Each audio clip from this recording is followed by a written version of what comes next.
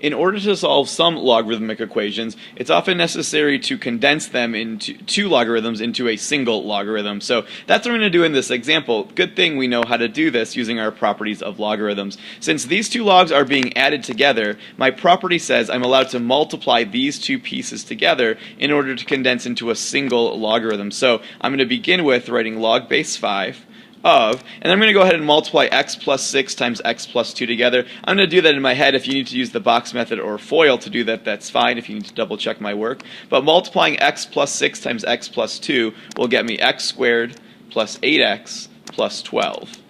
And then equal to 1. From here, I'm going to go ahead and rearrange this problem so it's no longer a logarithm, but so it's exponential. This was one of our tricks we've used for solving logarithms before. So 5 is my base. Raised to the first power needs to be equal to this part right here, x squared plus 8x plus 12. You could also solve this problem by exponentiating, which we've talked about before, but I like to just use that trick and rearrange them. So I end up with this quadratic equation. Well, if anything's quadratic, I know it's got to be equal to 0 so that I could try to factor it or use the quadratic formula. So what I'll do is I'll subtract 5 from both sides in order to get this equal to 0, and I end up with the equation that I need to solve of 0 is equal to x squared plus 8x and then plus 7. I can try to factor this. If factoring doesn't work, or if I don't want to factor it, I can use the quadratic formula. Oops, I got equals 0 in there twice.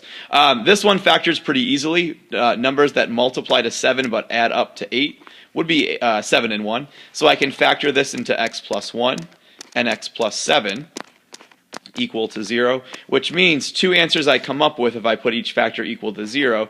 X could be negative 1 or x could be negative 7. Now recall, if you've watched the other videos or paid attention in class, that we cannot do the logarithm of something negative or something 0. Now that doesn't necessarily mean automatically that if you get an x value of an x that's a negative value that is extraneous.